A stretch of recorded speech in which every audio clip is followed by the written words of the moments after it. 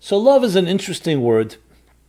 Love is so much part of our lives, such a necessity in our lives. At the same time, it remains so elusive, so difficult. Love. Most of us who've benefited from love may have also been hurt by love. We become vulnerable, defenseless, dependent, and it's complicated, as they say. Relationships are complicated, and love is complicated. As always, the way we look at love and we define love is very much how we picked it up in our early impressions when we were children.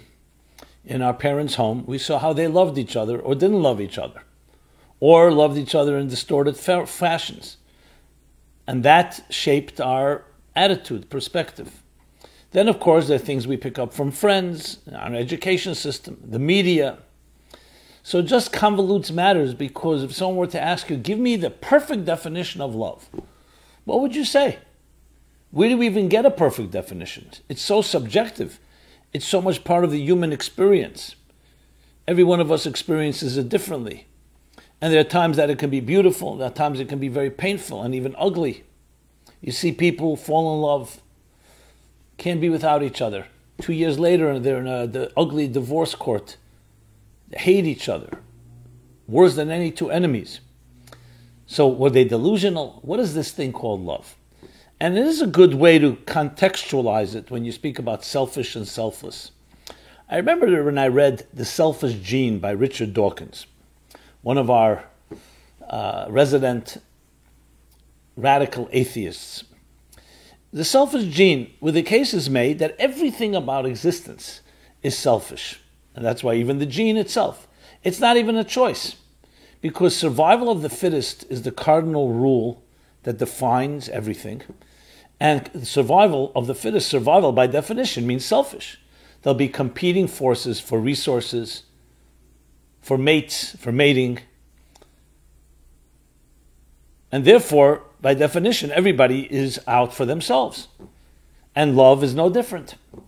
Something really was disturbing reading this theory.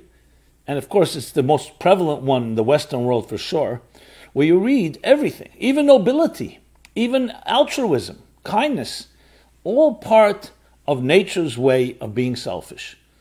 But the condition is, since being altruistic and noble is good for you, therefore you do it. Not because there's some fundamental, transcendent element within us that needs to give. It's a give and take.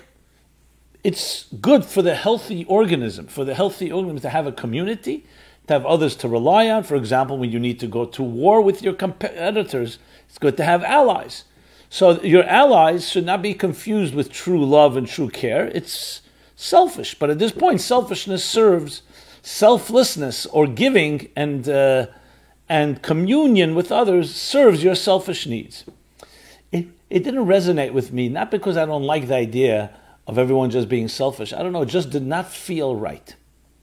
When I start seeing, as a parent, as a grandparent, the love you have for your children, the prices you pay. So of course you can dismiss it as part of your biological responsibility. They're a piece of your flesh and blood, and therefore you protect them because they're an extension of you. And then I see other acts of nobility in history in my lifetime. I saw it in my parents, many areas where I really saw unbelievable behavior of human beings that was not selfish. It just, to dismiss it all as selfish, I'm not necessarily giving you a scientific argument. And you may disagree. It's fine. We can disagree and be best friends and love each other even. But something about it did not sit well with me. And I consider myself a pretty open-minded person. So there is a theory like that, and it's very possible, it may be the case. But I want to present an alternative theory. And I like to posit them, juxtapose them as the selfish love theory and the selfless love theory. You can call it also the Freudian Darwinian model and the biblical model. I spoke about this a bit 2 weeks ago, so there may be some overlap, and I hope you don't mind, those who have heard that program.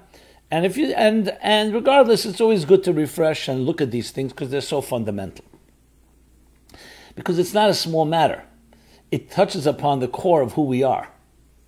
When we say loving another person, If it is fundamentally selfish, however, it can take on selfless expressions because that's part of what selfishness demands, then at the end of the day, we're all out only for ourselves. And what can really be expected? So, relationship may fall apart. At this point, it was good to be a community. It was good that we cared for each other because it was good for the selfish gene. And then at some point it isn't good, we move on. So why is our heart broken? Why is it so devastating? So the cynic would argue, because you got used to it. It's beautiful to think of someone really loves you. Get over it. It's part of nature, survival of the fittest. There's prey and predator. At times the prey and predator will get along because it's good for each one of them, selfishly, and at times not, and just get used to it. I think I quoted, and I'll quote again, Schopenhauer, the philosopher, who said love is an illusion. That whole romantic vision of love is an illusion. Nature is built into its system the need for male and female to breed, to perpetuate the species. So in the animal kingdom, in most cases, in all cases, it's very efficient. Male meets female. We see it today in the nature shows and elsewhere. Each one has their own mating ceremonies. But it's pretty much cut to the chase. Of course, there is a certain amount of courtship, and they have to show off and show who's stronger and more competitive and so on. But the whole elaborate process that we humans are subjected to, courtship, dating, the agony around it, the expenses, going out to dinner, to a restaurant, I don't know about today, it's a new scenario, but you get the idea. And a constant sending flowers, showing warmth, warming each other up, seems inefficient from that point of view. As Schopenhauer says, that was simply a mutation that human beings evolved beyond what nature expected. It's an accident. They became too smart for themselves. They became too sophisticated for themselves. Had they just remained in that hedonistic place of animals where it's just breeding without all this elaboration, life would be a lot simpler. And there wouldn't be the heartbreak and the therapy and the making up and all the confusion around relationships. Because at the end of the day, it's nature's way of getting male and female are attracted to each other, love, in order to breed, in order to perpetuate the species, survival of the fittest. Now, how do you like that? Dismissing basically every time we feel hurt, when someone who loves us is dismissive or is unavailable or is not sensitive, insensitive. It's all chalked up to some mutation, some accident in the selective process in natural selection, where people became too sophisticated for their whole process. That's one model. So the model there is based on the fact that we need to perpetuate the species. Male and female need to meet. They need to breed. And nature is a way of getting them together, is that they, so to speak, love each other. But the love is really a stepping stone, a means to mate and breed. The biblical version, the biblical model, the two models, is a very different model. Male and female, the Bible says, God created the human being in the divine image.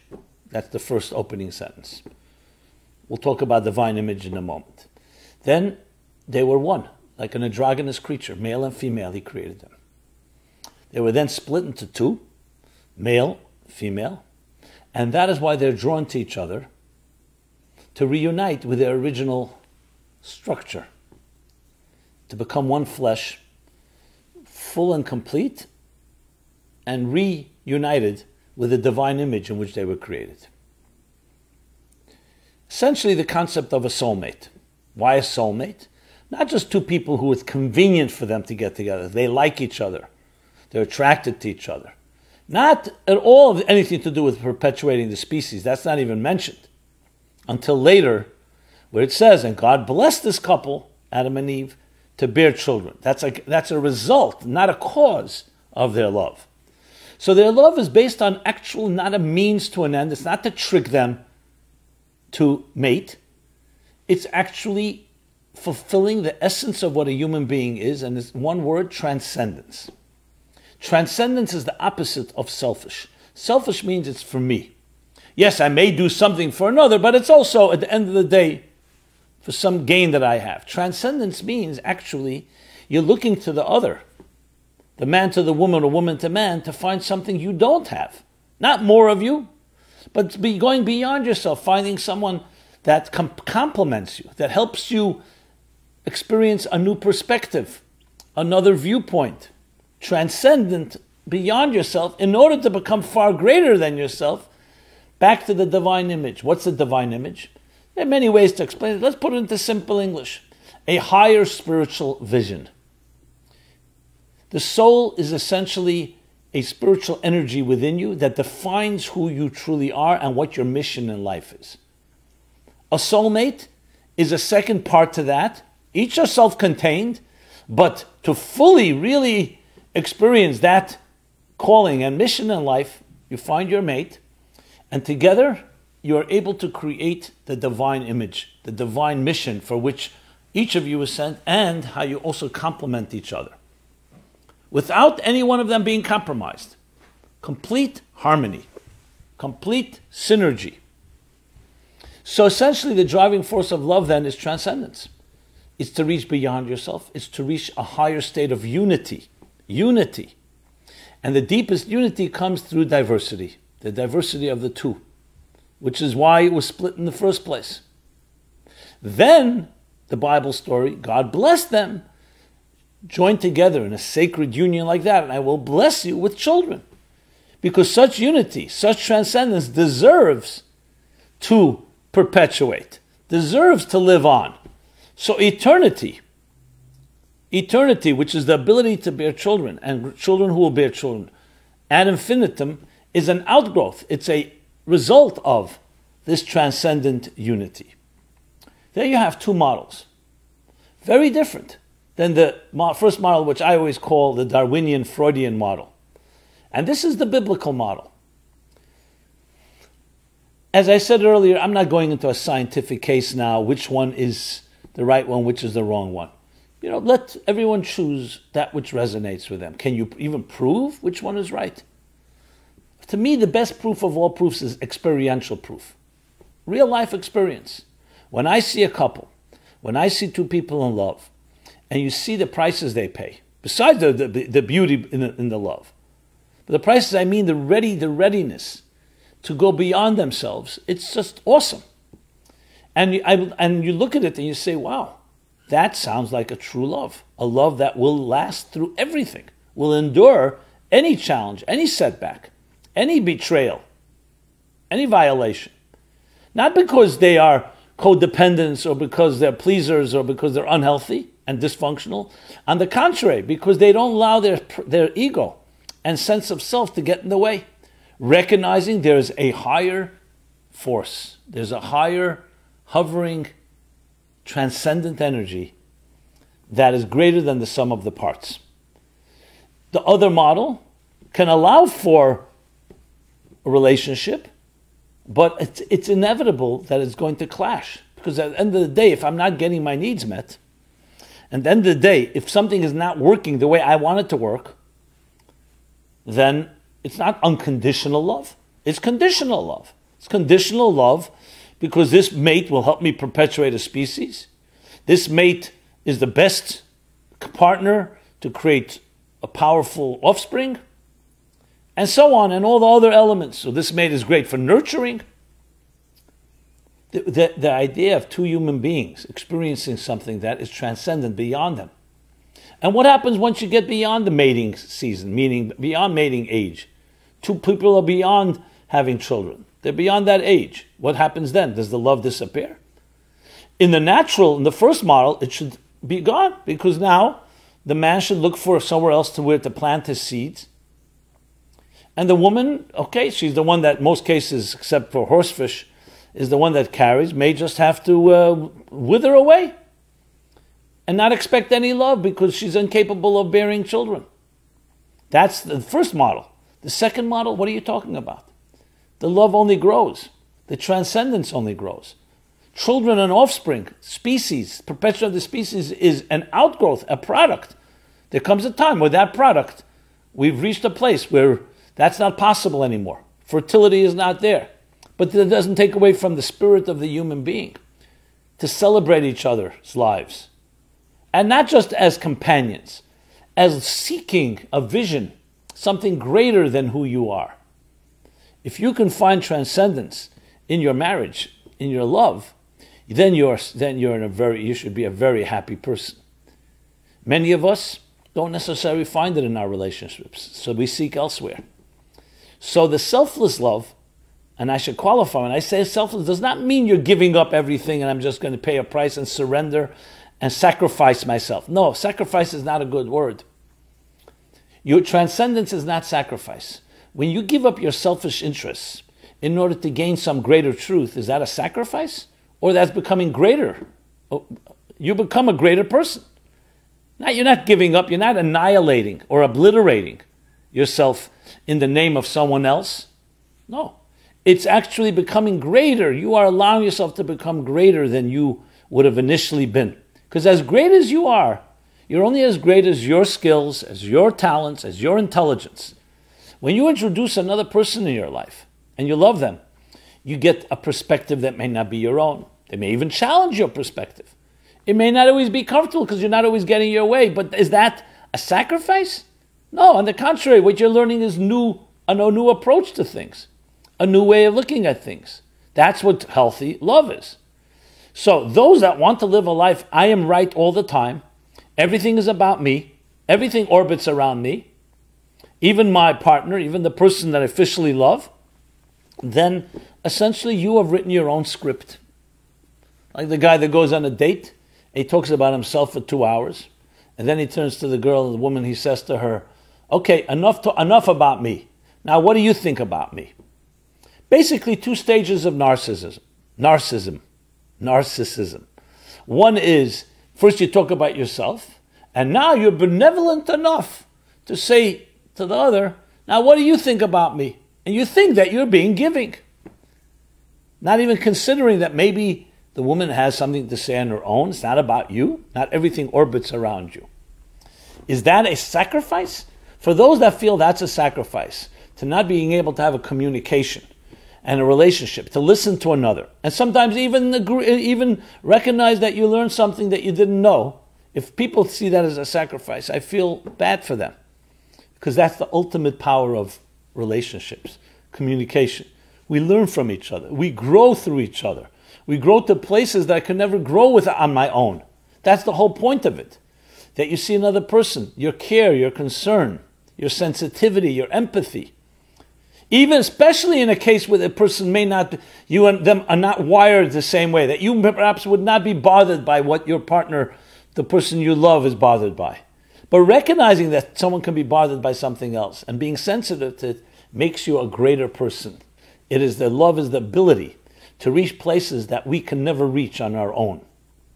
Now, if you're looking for a love like that, that is the model number 2, the biblical model. Very different model. And it really comes down to a different way of looking at life. Are you a giver or are you a taker? They tell this joke about 2 guys. They were on a rowboat, and 3 guys actually. They were on a rowboat, and Jack falls out of the boat. And they're coming and they're extending an oar. Grab the oar. He says, give me your hand. They want to get him out of there. He won't give his hand. So one says to the other, why won't he give me? I'm saying give my hand. He says, because Jack was never a giver. He was always a taker. So he said, take my hand. And then he stretched out his hand. We have a choice to make in life. Are we going to be givers or takers? Unfortunately, when we gravitate to our lowest common denominator, most of us become takers. Taker because you feel you need to hoard, you need whatever insecurity it is, something they're driving, you need to take, and you think you become greater. Look at the most secure people on earth. The people who are completely secure with themselves, they're the people that can coexist, and giving is actually natural for them. And giving becomes far greater than taking. Taking, yes, we all need to receive certain things. But a relationship, my friends, and a true love is not based on needs.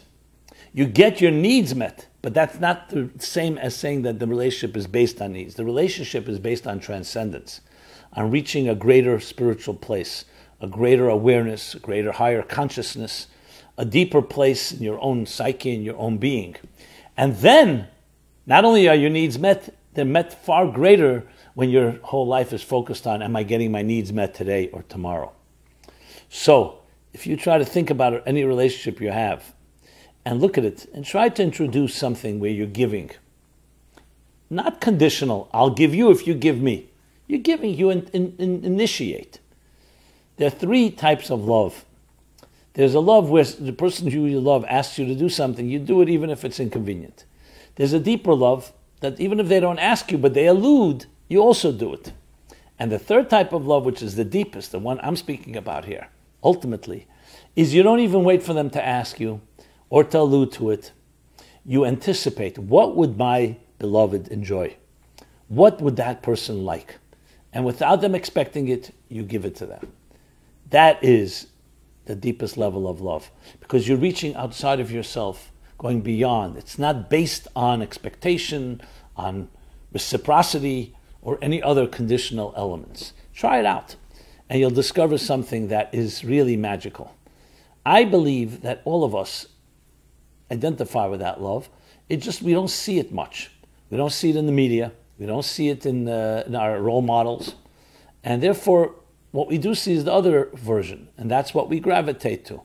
But we're undercutting ourselves. The potential we have to really love in ways that you've never loved before is unleashed when you turn the love from selfish to selfless, when you turn it from taking to giving, where there you feel that confidence that you have the ability to give more and more and more. Now, of course, you can ask what happens if the person doesn't reciprocate. You know something? Begin by being that way and take it from there. If the person doesn't reciprocate and they're a complete parasite and they're just taking advantage, so you have to address that in a different way. But that should not undermine your open spirit, your open heart, your open soul. Well, more on this, check out the chapter on love in Toward a Meaningful Life. It's always great talking to you. This has been another episode of Meaningful Live every 3 p.m. Eastern Time. And you can see this on all our platforms. Check us out at meaningfullife.com. We're now running a Meaningful Lifeline campaign. So please help us and support our cause, our work. And I'd love to hear from you. Comments, share. Let's make this a butterfly ripple effect and truly bring love to the world, all those around us, in the deepest and healthiest possible way. Be well, everybody, and yes, I extend my love to all of you. Thank you.